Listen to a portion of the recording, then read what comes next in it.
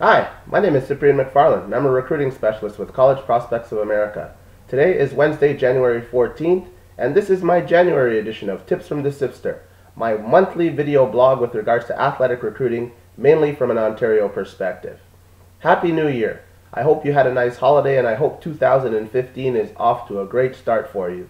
In this video blog, I'd like to just talk about 2015 and give you some advice in terms of what you need to do or to make sure that you're doing the right things to put you on the right track for athletic recruitment in the US. The first piece of advice I'd like to give is perhaps make an appointment to see your guidance counselor and to make sure that you're taking the right courses to make yourself eligible to play, especially in the NCAA. The NCAA recognizes academic level courses and also recognizes core courses in terms of eligibility. Academic level courses, of course, are courses at the academic level or academic stream. The core courses are math, English, science, social science, and any other courses that would be eligible in terms of the core. For NCAA Division I, there's 16 core courses that they're going to look at to determine your eligibility, and they're going to be looking at those courses that you're taking starting in grade 9. So important to take the right courses, important to get off to a good start and get the best grades possible. The next piece of advice is in terms of getting the best grades possible is shoot for 80% and above in those core courses. If you're unsure of what courses or if you're not taking the right courses, check with your guidance counselor, or you can go to eligibilitycenter.org for more information on that front. The next piece of advice I'd like to give is with regards to a highlight video. It doesn't matter what sport you're playing, whether it's a team sport or individual sport. I think a highlight video is a very important piece of the puzzle in terms of getting yourself recruited. There are so many students that want to play collegiately and are just sending random emails to college coaches saying either come and see me play at a showcase event or here I am, I'm interested in your school, and remembering that this college coach is getting perhaps hundreds of emails a week or even sometimes hundreds of emails a day.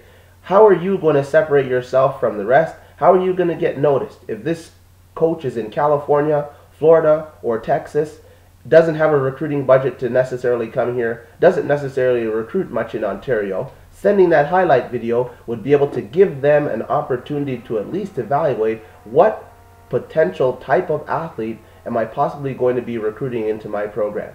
So, during your competitive season, make the investment to get some footage. It's better to have footage and not need it rather than need footage and not have it. You'd be surprised at the amount of kids that want to get recruited. We're trying to help them out, but they have no video in terms of for us to help them and send that to U.S. college coaches. The next piece of advice I'd like to give is with regards to the standardized test. The SAT, the ACT, the PSAT. I advise my clients to take the SAT and the ACT. These are usually taken in grade 11, but depending on the situation, they could be taken in grade 10. For those kids that are in grade 9, you can look to take the PSAT, which is a practice or a scaled down version of the SAT that's usually held at designated high schools in the month of October. So mark that down on your calendars for next year. And I guess the last piece of advice that I'd like to give is that the recruiting process is long, could be frustrating, could be confusing, could be overwhelming.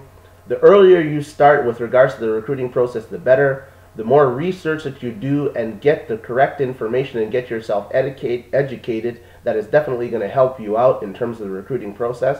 But I guess the most important thing I could say is that don't wait to be discovered. You have so many athletes just sitting back. Oh, I'm going to go to a couple of showcases, or I've emailed maybe 5 coaches and I think something's going to happen here. This is in terms of casting a wide net as possible, hoping to give you options to consider when it comes time to making a decision to compete and study. Sometimes it could be in Canada, but hopefully it could possibly be in the US. So parents, it's just like getting a job. You need a resume, and you need to send that resume out to prospective employers if you want to get hired or if you want to at least get an interview. If you don't have a resume, it makes it very difficult to get a job. If you don't send the resume out to any employers, you're not going to get any interviews and it's going to be very hard to get hired. It's common sense, but we have to be proactive and you have to take the bull by the horns and make it happen instead of just waiting to be discovered. So hopefully this month's video provided you with some information in terms of what to do in the recruiting process or what steps you need to take. Once again, my name is Cyprian McFarlane, and I'm a recruiting specialist with College Prospects of America. We help athletes get noticed. Our website is www.cpoarecruit.com. Our corporate site is www.cpoaworld, and my toll-free number is 1-888-443-1443. Have a great January, and I'll talk to you next month.